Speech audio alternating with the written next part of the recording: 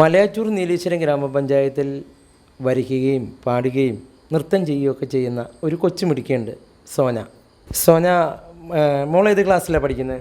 ഞാൻ 7ാം ക്ലാസ്സിൽ. 7ാം ക്ലാസ്സിലല്ലേ? മോള് വരയ്ക്കും, നൃത്തം ചെയ്യും, പാട്ടൊക്കെ പാടും അല്ലേ? പാട്ടൊക്കെ പാടുന്നത് ഇപ്പോൾ സിനിമയിൽ പാടിയിട്ടുണ്ട്. ഒരെണ്ണത്തിൽ പാടിയിട്ടുണ്ട്. ഏത് സിനിമയിലാണ്? ഹൗസ്ഫുൾ സിനിമയിൽ പാടിയിട്ടുണ്ടല്ലേ? പാട്ട് മോള് ചെറുതിലേ പഠിക്കുന്നുണ്ടായിരുന്നോ? 1ാം ക്ലാസ്സിൽ തൊട്ട് പഠിക്കുന്നുണ്ടായിരുന്നു. ആരെ പാട്ട് പഠിപ്പിച്ചത്? ശിവകൃഷ്ണ മാഷ്. അല്ലേ? എവിടെയുള്ള മാഷ അത്? കാലടി സ്വാതി സംഗീത കലാലയത്തിൽ. സ്വാതിയിലല്ലേ? മോളുടെ സ്കൂൾ ഏതാ പഠിക്കുന്ന സ്കൂള്? BSUPS കാലടിയിൽ. ആശ്രമം. പിന്നെ മോള് നൃത്തം പഠിക്കുന്നത് ഇവിടെ നൃത്താഞ്ജലിയിൽ ബെൻസി ടീച്ചർ. കലാമണ്ഡലം ബെൻസി ടീച്ചർ അല്ലേ? മലയാറ്റൂർ നൃത്താഞ്ജലിയിൽ പഠിക്കുന്നു അല്ലേ? മോളുടെ അച്ഛൻ്റെ പേരെന്താ? രാജു. അമ്മ? സോണി. മോളെ ഈ ഡാൻസ് ഒക്കെ പഠിപ്പിക്കാൻ കൊണ്ടുവന്നാരാ? അമ്മ, അച്ഛനൊക്കെ കൊണ്ടുപോകും അല്ലേ? ഡാൻസ്, സംഗീതം ഇത് പഠിക്കുന്നത് ആഴ്ചയിൽ ഒരു ദിവസമോ 2 ദിവസമോ എങ്ങനെയാ? ഒരു ദിവസം. ഡാൻസ് 2 ദിവസം, ശനി ഞായറും. മോള് ക്ലാസിക്കലായിട്ട് പാട്ട് പഠിക്കുന്നുണ്ട് അല്ലേ? ക്ലാസിക്കലായിട്ട് പാടുന്നുണ്ടോ? ക്ലാസിക്കൽ പാടുന്നുണ്ടോ? പാടാൻ ആയിട്ടുണ്ടോ?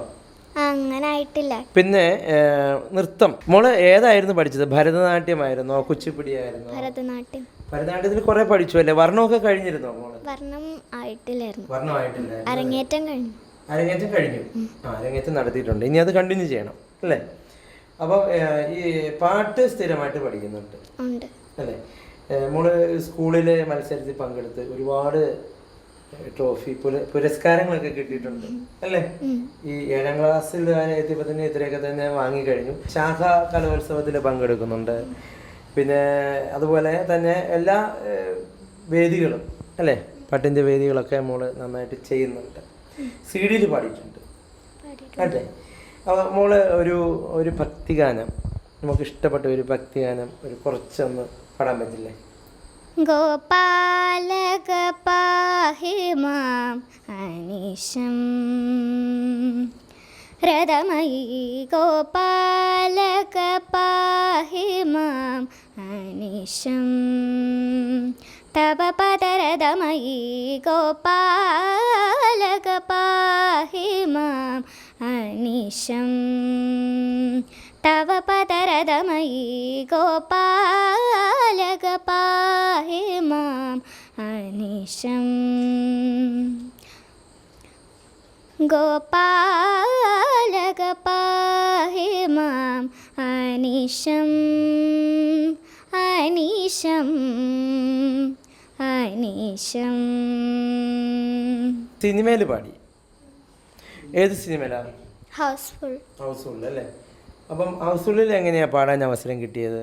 അത് ഞാൻ എറണാകുളം റിയാൻ സ്റ്റുഡിയോയിൽ ഒരു ഭക്തിഗാനം, നിർമ്മാലഗീതത്തിലെ ഭക്തിഗാനം ഒരു വേർഡ് തെറ്റിപ്പോയായിരുന്നു. അപ്പോൾ അത് ശരിയാക്കാൻ കൊണ്ടുപോയതാണ്. അപ്പോൾ ഹൗസ്ഫുള്ളിൻ്റെ പ്രൊഡ്യൂസറെ കണ്ടു. അപ്പോൾ അങ്ങളിൻ്റെ പാട്ട് ഇഷ്ടമായി. അങ്ങനെ സ്റ്റുഡിയോയിലുണ്ടായിരുന്നു. പാട്ട് കേട്ടപ്പോൾ ഈ ശബ്ദം കേട്ടപ്പോൾ ഇഷ്ടമായി. അച്ഛനും പരിചയപ്പെട്ടു. അത് കുട്ടികളുടെ കൊച്ചു കുട്ടികളുടെ ഒരു പാട്ടെന്നുള്ള രീതിയിലാണോ ആ പാട്ട് പാടിയത്? ഏതായിരുന്നു ആ പാട്ട്? അത് മുട്ടണ്ട മുട്ടണ്ട എന്ന് പറഞ്ഞൊരു. അത് നമുക്കൊന്ന് ചെറുതായിട്ട് പാടാൻ പറ്റും? മുട്ടണ്ട മുട്ടണ്ട ഞങ്ങളോടാരും മുട്ടണ്ട, നിക്കണ്ട നിക്കണ്ട മക്കിട്ടിക്കാറാൻ നിക്കണ്ട, മുട്ടിക്കും മുട്ടിക്കും മിണ്ടാട്ട ഞങ്ങൾ മുട്ടിക്കും, വിട്ടോളൂ വിട്ടോളൂ കെട്ടും കെട്ടി വിട്ടോളൂ, തൊട്ട് തൊട്ട് നീങ്ങാം മുട്ടി മുട്ടി പോകാം, തപ്പു കൊട്ടി പാടാം വരു തറയിലേക്ക് ആടാം. മോടെ പാട്ട് പിന്നെയും കേൾക്കാൻ തോന്നുകയാണ്. മോളൊരു ലളിതഗാനം പാടാമോ? ഇന്ദ്രനീലോൽപല ചന്ദന കൽപ്പത്തിൽ ഇന്ദേവരാങ്കിനി ഉറങ്ങാതിരിപ്പൂ, അഴകിൻ നിലാമഴ പൊഴിയും രജനിയിൽ, അഴകിൻ നിലാമഴ പൊഴി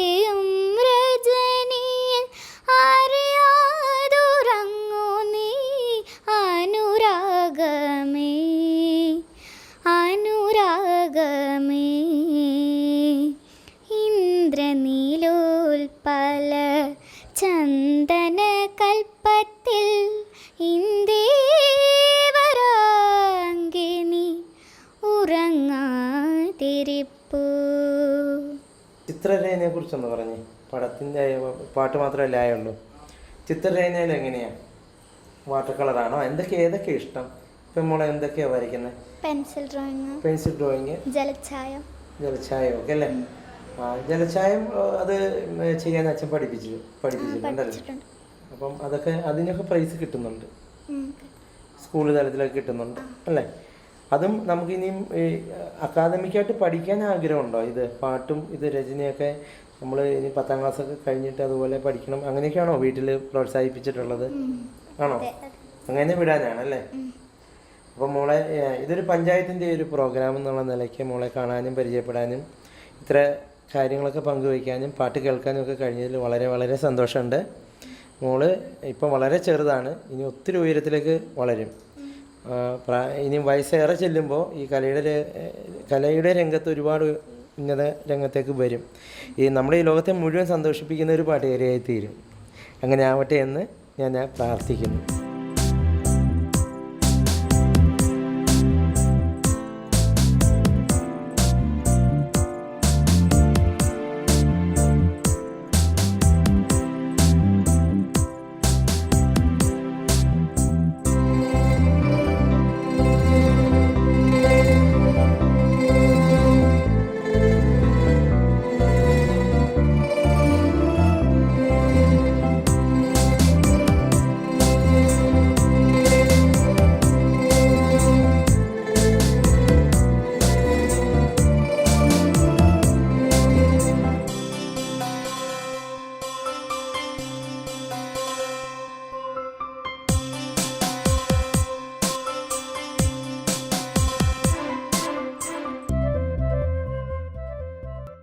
ഷാൻജി കുറേ മൃഗപരിപാലനങ്ങൾ നടത്തുന്നുണ്ട് അല്ലേ?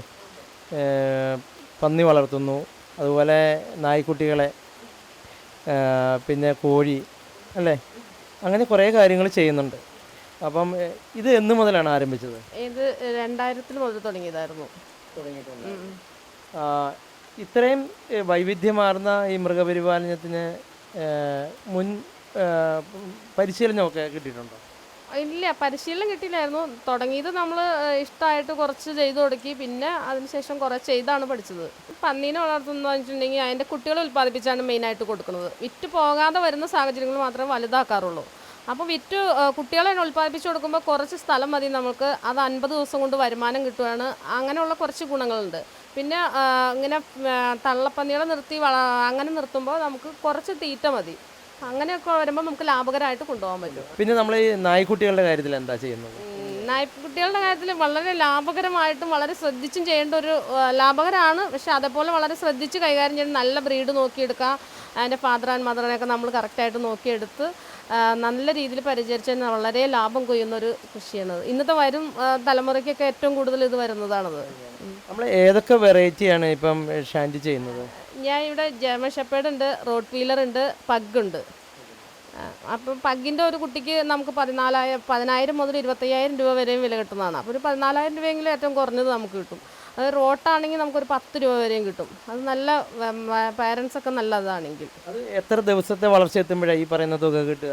നമുക്ക് ഒരു കുട്ടി ഉണ്ടായി കഴിഞ്ഞാൽ 45 ദിവസം കഴിഞ്ഞാൽ നമ്മൾ വിൽക്കും. കോഴി വളർത്തലിൽ നമ്മൾ ഈ അലങ്കാര കോഴികളെയൊക്കെ ഇവിടെ കണ്ടു. അലങ്കാര കോഴിക്കാണോ ഡിമാൻഡ്, അതോ നമുക്ക് സാധാ നാടൻ കോഴികൾക്കാണോ ഡിമാൻഡ്? രണ്ടിനും ഒരുപോലെ. അലങ്കാര കോഴികൾ എന്ന് പറഞ്ഞിട്ടുണ്ടെങ്കിൽ ചിലർക്ക് അത് വലിയൊരു താല്പര്യമാണ്. അപ്പോൾ അങ്ങനെയുള്ളവർ അലങ്കാര കോഴി എത്ര വിലയാണെങ്കിലും കൊടുത്ത് വാങ്ങും. പിന്നെ മുട്ടക്കോഴി എന്ന് പറഞ്ഞാൽ നമ്മളുടെ വീട്ടാവശ്യത്തിന് മുട്ട ഡെയിലി കിട്ടുന്ന രീതിയിലുള്ള രീതി. അപ്പോൾ രണ്ടിനും ഡിമാൻഡ് കൂടുതലാണ്. ഇതൊക്കെ അല്ലാതെ വേറെ എന്തൊക്കെയാണ് പിന്നെ ചെയ്യുന്നത്? വേറെ ഞാൻ ഇവിടെ വാഴ കൃഷി ചെയ്യുന്നുണ്ട്, പിന്നെ പച്ചക്കറി കൃഷി, സീസണായിട്ടുള്ള വരുന്ന പച്ചക്കറികളെ കൃഷി ചെയ്യും, വാഴ കൃഷി ചെയ്യുന്നുണ്ട്, പിന്നെ അസോള വളർത്തലുണ്ട്, പിന്നെ ഇനിയിപ്പം മീൻ വളർത്താനുള്ളൊരു കുളം താത്തിക്കൊണ്ടിരിക്കുന്നു. സമയം ഒരുപാടുള്ള ഒരു ശരാശരി വീട്ടമ്മമാർ അനവധി പേര് നമുക്കിടയിലുണ്ട്. അപ്പം സമയം ഒരുപാടുണ്ട്, ഒന്നും ചെയ്യുന്നില്ല. അവരോട് പറയാൻ എന്താ ഉള്ളത്? അവരോട് നമ്മൾ എന്തെങ്കിലും ജോലി ചെയ്തിട്ടുണ്ടെങ്കിൽ എപ്പോഴും നമുക്ക് നല്ല ചിന്തകളുണ്ടാവും. നല്ല നമ്മുടെ ശരീരത്തിൽ തന്നെ ഇപ്പോൾ കൊഴുപ്പ് അടിഞ്ഞു കൂടിയിട്ട് പ്രഷർ, ഷുഗർ എന്നിവ ഉള്ള പ്രശ്നങ്ങൾ ഉണ്ടാവും. പിന്നെ എന്തെങ്കിലും ചെയ്യണം, എന്തെങ്കിലും. ഇപ്പം നമ്മളിപ്പോൾ ഞാൻ ചെയ്യുന്ന പോലെ പന്നി എല്ലാവർക്കും ചെയ്യാൻ പറ്റുന്നിരിക്കില്ല, അല്ലെങ്കിൽ നായ്ക്കുട്ടികളെല്ലാവരും ഇഷ്ടപ്പെടുന്നില്ല. എന്തെങ്കിലും ഒരു കോഴി അല്ലെങ്കിൽ മൊയിലോ അങ്ങനെ എന്തെങ്കിലും ചെയ്തുകൊണ്ടിരുന്നാൽ നമുക്ക് എപ്പോഴും നമ്മുടെ വീട്ടിൽ സമാധാനം ഉണ്ടാവും, നമുക്കൊരു വരുമാനം ഉണ്ടാവും, എപ്പോഴും നമ്മൾ നല്ലതായിട്ട് ഹാപ്പി ആയിട്ടിരിക്കും.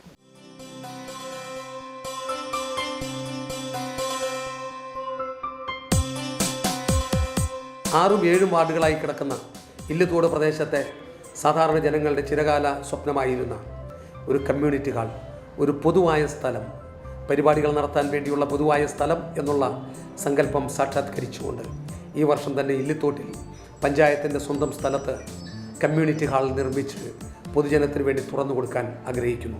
കൃഷിഭവൻ പഞ്ചായത്തിനോട് ചേർന്ന് തന്നെ പഞ്ചായത്തിൻ്റെ ഈ കെട്ടിടത്തിൽ തന്നെ കൃഷിഭവൻ അറേഞ്ച് ചെയ്യാനുള്ള നടപടികൾ പൂർത്തീകരിച്ചു വരികയാണ്. PHC എല്ലാ സൗകര്യങ്ങളുമുള്ള ലാബ് ഈ വർഷം തന്നെ പൂർത്തീകരിക്കുന്നു.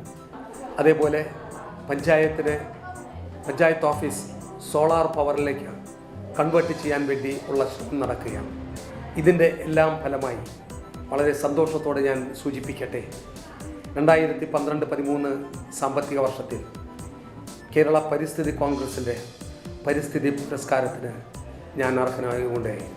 അതേപോലെ 2013 നാഷണൽ ദലിത് സാഹിത്യ അംബേദ്കർ പുരസ്കാരം ലഭിക്കുകയുണ്ടായി. അതോടൊപ്പം മറ്റൊരു സംഘടന ഏർപ്പെടുത്തിയ കർമ്മ പുരസ്കാരത്തിനും 2013 അർഹനായി. നാളിതുവരെ എന്നോട് സഹകരിച്ച എൻ്റെ ഏറ്റവും ബഹുമാനരായ സാമൂഹ്യ രാഷ്ട്രീയ രംഗങ്ങളിലുള്ള നേതാക്കന്മാർ, വികസന പ്രവർത്തനങ്ങൾക്ക് നേതൃത്വം കൊടുക്കുന്ന വികസന ത്വരയുള്ള ചെറുപ്പക്കാർ, അതോടൊപ്പം എൻ്റെ പ്രിയപ്പെട്ട സഹപ്രവർത്തകർ, അതേപോലെ എന്നിൽ നിന്ന് വരുന്ന ഏതൊരു വീഴ്ചയും സഹനത്തോടെ കണ്ട് തിരുത്തി പുതുമയിലേക്ക്, വികസനത്തിലേക്ക് നയിക്കാൻ എനിക്ക് വേണ്ട ഉപദേശങ്ങൾ തരുന്ന എൻ്റെ ഏറ്റവും പ്രിയപ്പെട്ട നാട്ടുകാർ, എല്ലാവരോടും ഞാൻ കടപ്പെട്ടിരിക്കുന്നു. എല്ലാവർക്കും നന്ദി പറയുന്നു. തുടർന്നുള്ള ദിവസങ്ങളിലും എല്ലാവരുടെയും നിസ്സീമമായ സഹകരണം നമ്മുടെ ഈ നാടിൻ്റെ വികസനത്തിന് ഒരു മുതൽക്കൂട്ടാവാൻ നമുക്ക് ഒത്തൊരുമിച്ച് പ്രവർത്തിക്കാം എന്ന് മാത്രം ആശംസിച്ചുകൊണ്ട് നിർത്തുന്നു. നന്ദി, നമസ്കാരം. നമ്മുടെ രാഷ്ട്രപിതാവ് ഗാന്ധിജി പറഞ്ഞു, ഭാരതത്തിൻ്റെ ആത്മാവ് കുടികൊള്ളുന്നത് ഗ്രാമങ്ങളിലാണ്. ഗ്രാമങ്ങളുടെ പുരോഗതിയാണ് രാഷ്ട്രത്തിൻ്റെ പുരോഗതി. അതിനാൽ ഗ്രാമങ്ങളുടെ വികസനത്തിനായി നമുക്കൊരുമിച്ച് കൈകോർക്കാം.